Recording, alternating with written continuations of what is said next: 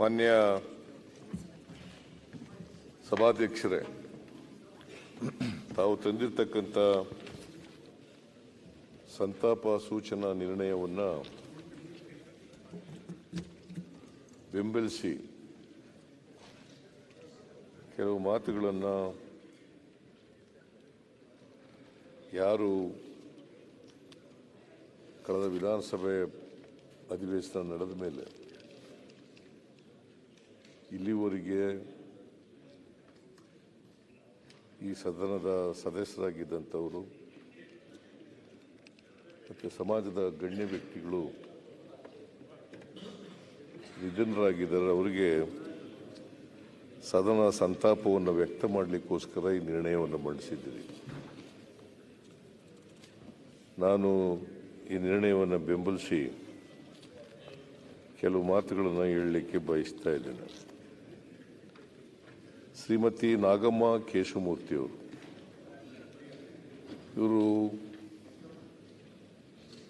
ಮಾಜಿ ವಿಧಾನಸಭಾ ಉಪಾಧ್ಯಕ್ಷರಾಗಿದ್ದಂಥವರು, ಸಚಿವೆಯೂ ಕೂಡ ಆಗಿದ್ದರು. ಇವರು ಬೆಂಗಳೂರಿನಲ್ಲಿ ಆ ಕಾಲದಲ್ಲೇ BA ಪದವಿ ಮಾಡಿದರು, 34ನೇ ಇಸ್ವಿನಲ್ಲೇ. ಆಮೇಲೆ ಮಕ್ಕಳ ಶಿಕ್ಷಣದಲ್ಲಿ ಡಿಪ್ಲೊಮಾ ಕೂಡ ಮಾಡಿದರು. ವೃತ್ತಿನಲ್ಲಿ ಸಮಾಜ ಸೇವಕಿ, ಅನೇಕ ಸಂಘ ಸಂಸ್ಥೆಗಳಲ್ಲಿ ಸದಸ್ಯರು ಕೂಡ ಕೆಲಸ ಮಾಡಿದ್ದಾರೆ. ಆಮೇಲೆ ಅವರು 72ರಲ್ಲಿ ಪ್ರಥಮ ಬಾರಿಗೆ ವಿಧಾನಸಭೆಗೆ ಆಯ್ಕೆಯಾಗಿದ್ದರು.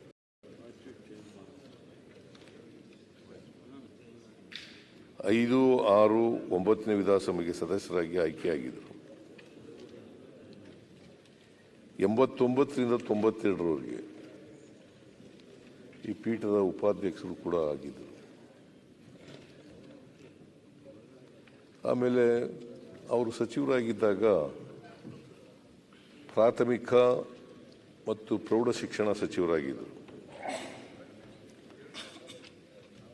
ಬಹಳ ಮುಖ್ಯವಾಗಿ ಅವರು ಮಾಡಿದ್ದಂಥ ಒಳ್ಳೆಯ ಕೆಲಸ ಪ್ರಾಥಮಿಕ ಸಚಿವರಾಗಿ ಅಂತಂದರೆ 1ರಿಂದ 4ನೇ ತರಗತಿಯವರೆಗೆ ಕನ್ನಡ ಮಾಧ್ಯಮ ಕಡ್ಡಾಯ ಆಗಬೇಕು ಅಂತ ಮಾಡಿದ್ರು. ಆಮೇಲೆ ಗ್ರಾಮೀಣ ಪ್ರದೇಶಗಳಲ್ಲಿ ವಿದ್ಯಾಸಂಸ್ಥೆಗಳನ್ನು ತೆರೀಲಿಕ್ಕೆ ಬಹಳ ಸಹಾಯ ಮಾಡಿದರು, ತೆಗೆದಿದ್ರು ಕೂಡ. ಅವರಿಗೆ ದಾವಣಗೆರೆ ಇಂದಿರಾ ಗಾಂಧಿ ಅಂತಲೇ ಕರೀತಾ ಇದ್ರು, ಅದೇ ಅವರಿಗೆ ಖ್ಯಾತಿ. ಅವರಿಗೆ ಕರ್ನಾಟಕ ಸರ್ಕಾರ ರಾಜ್ಯೋತ್ಸವ ಪ್ರಶಸ್ತಿಯನ್ನು ಕೊಟ್ಟು ಗೌರವಿಸಿತ್ತು. ಅದರ ಜೊತೆಗೆ ಇನ್ನೂ ಅನೇಕ ಪ್ರಶಸ್ತಿಗಳನ್ನು ಕೂಡ ಅವರು ಪಡ್ಕೊಂಡಿದ್ರು. ಮೂರ್ತಿಯವರು ನಮ್ಮನ್ನ ಅಗಲಿದ್ದಾರೆ. ಕೂತ್ಕೊಳ್ಳಿ, ಏನ್ ಮಾಡ್ತಾರೆ ಅವರು?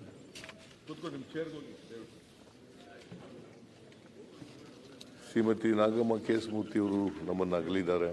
ಕೂತ್ಕೊಳ್ಳಿ. ಅವರು ಅವರ ಆತ್ಮಕ್ಕೆ ಅಲ್ಲಿ ಹಿಂದೆ ಸೀಟ್ ಇದೆ, ಕೂತ್ಕೊಳ್ಳಿ. ಚಿರಶಾಂತಿ ದೊರಕಲಿ ಸಂತಾಪ ಕೊಡುವಾಗ ಕೂಡ ಸ್ವಲ್ಪ ಸಮಾಧಾನದಲ್ಲಿರ್ಬೇಕಲ್ಲ. ಪ್ರಾರ್ಥನೆ ಮಾಡಿ ಅವರ ಕುಟುಂಬ ವರ್ಗದವರಿಗೆ ಅವರ ಸಾವಿನ ದುಃಖ ಭರಿಸ್ತಕ್ಕಂಥ ಶಕ್ತಿ ಕೊಡಲಿ ಅಂತೇಳಿ ಪ್ರಾರ್ಥನೆ ಮಾಡುತ್ತೇನೆ. ಆಮೇಲೆ ವಿ ಶ್ರೀನಿವಾಸ್ ಪ್ರಸಾದ್, ನಮ್ಮ ಮೈಸೂರು ನಗರದವರು, ನಮ್ಮ ಜಿಲ್ಲೆಯವರು. ಪಟೇಲ್ ಮತ್ತೆ ಅಶೋಕ್ಪುರಂನಲ್ಲಿ ಹುಟ್ಟಿದಂಥವರು. ಅವರು 50 ವರ್ಷಗಳ ಸುದೀರ್ಘ ರಾಜಕಾರಣವನ್ನು ಮಾಡಿದರು.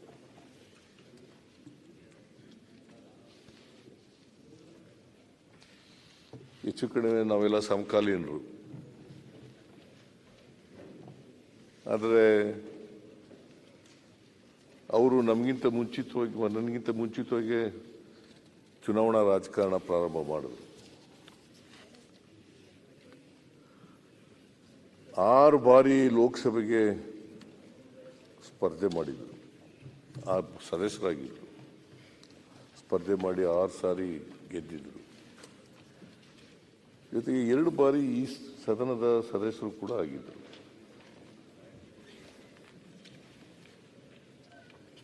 ರಾಜ್ಯದಲ್ಲಿ ಕಂದಾಯ ಸಚಿವರು ಕೂಡ ಆಗಿದ್ದರು. ಕೇಂದ್ರದಲ್ಲೂ ಮಂತ್ರಿಯಾಗಿದ್ದರು. ನಾಗರಿಕ ಸರಬರಾಜು ಮತ್ತು ಆಹಾರ ಸಂಸ್ಕರಣಾ ಸಚಿವರಾಗಿದ್ದರು. ಅವರು ಅಂಬೇಡ್ಕರ್ ವಿಚಾರಗಳಲ್ಲಿ ಬಹಳ ನಂಬಿಕೆಯನ್ನ, ಬದ್ಧತೆಯನ್ನ ಇಟ್ಕೊಂಡಿದ್ದಂಥ ರಾಜಕಾರಣಿ. ಮತ್ತೆ ಯಾವಾಗಲೂ ಕೂಡ ಅನ್ಯಾಯದ ವಿರುದ್ಧ ಹೋರಾಟವನ್ನು ಮಾಡ್ತಾ ಇದ್ರು. ಸಮಾಜದಲ್ಲಿ ಯಾವುದೇ ಅನ್ಯಾಯ ಆಗಲಿ, ಅನ್ಯಾಯದ ವಿರುದ್ಧ ಹೋರಾಟವನ್ನು ಮಾಡ್ತಾ ಇದ್ರು. ಅವರು ಸಾಮಾಜಿಕ ನ್ಯಾಯವನ್ನು ಇಡೀ ಜೀವನದುದ್ದಕ್ಕೂ ಕೂಡ ಅಳವಡಿಸ್ಕೊಂಡು ಬರ್ತಕ್ಕಂಥ ಪ್ರಯತ್ನವನ್ನು ಮಾಡ್ತಾ ಇದ್ರು. ಅವರು ಇತ್ತೀಚೆಗೆ ಒಂದು ದೊಡ್ಡ ಸಮಾರಂಭವನ್ನು ಕೂಡ ಮಾಡ್ಕೊಂಡಿದ್ರು. 50 ವರ್ಷದ ಅವರ ರಾಜಕೀಯ ಜೀವನ. ಮತ್ತೆ ಅಧಿಕೃತವಾಗಿ ಘೋಷಣೆ ಮಾಡಿದರು, ನಾನು 50 ವರ್ಷ ಆಗಿದೆ, 50 ವರ್ಷ ಸುದೀರ್ಘವಾಗಿ ರಾಜಕಾರಣ ಮಾಡಿದ್ದೀನಿ, ಮತ್ತೆ ನಾನು ರಾಜಕೀಯದಿಂದ ನಿವೃತ್ತಿ ಆಗ್ತೀನಿ ಅಂತೇಳಿ ಘೋಷಣೆ ಮಾಡಿದರು. ಅಷ್ಟೇ ಅಲ್ಲ, 2000 ಈಗ ಇತ್ತೀಚೆಗೆ ನಡೆದಂಥ ಲೋಕಸಭಾ ಚುನಾವಣೆಯಲ್ಲಿ ನಾವು ಯಾವ ಪಕ್ಷದ ಪರನೂ ಕೂಡ ಚುನಾವಣಾ ಪ್ರಚಾರ ಮಾಡಲ್ಲ. ಭಾರತೀಯ ಜನತಾ ಪಕ್ಷದಲ್ಲಿ ಇದ್ದರು ಅವರು, ಆದರೂ ಭಾರತೀಯ ಜನತಾ ಪಕ್ಷದಕ್ಕೂ ಪ್ರಚಾರ ಮಾಡಲ್ಲ, ಕಾಂಗ್ರೆಸ್ಗೂ ಪ್ರಚಾರ ಮಾಡಲ್ಲ, ಯಾರೇ ನಿಂತ್ಕೊಂಡ್ರೂ ಕೂಡ ಪ್ರಚಾರ ಮಾಡಲ್ಲ ಅಂತೇಳಿ ತೀರ್ಮಾನವನ್ನು ತಗೊಂಡಿದ್ರು. ಅವರು ನಮ್ಮನ್ನು ಅಗಲಿದ್ದಾರೆ ಇತ್ತೀಚೆಗೆ. ಅವರ ಆತ್ಮಕ್ಕೆ ಚಿರಶಾಂತಿ ದೊರಕಲಿ ಅಂತೇಳಿ ನಾನು, ಅವರು ಕಾಂಗ್ರೆಸ್ನಲ್ಲೂ ಇದ್ದರು, BJPನಲ್ಲೂ ಇದ್ದರು. ಆಮೇಲೆ ಯಾವುದೋ ಪಾರ್ಟಿ ಅದು,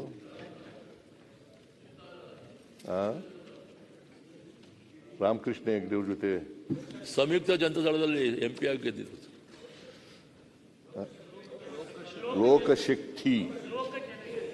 ಲೋಕ ಜನಶಕ್ತಿ, ಓಕೆ, ಲೋಕ ಜನಶಕ್ತಿ ಆ ಪಾರ್ಟಿಗೂ ಕೂಡ ಅಲ್ಲೂ ಕೂಡ ಇದ್ದರು. ಬಟ್ ಎಲ್ಲೇ ಇದ್ರೂ ಕೂಡ ಅವರು ನಂಬಿದಂಥ ವಿಚಾರಗಳು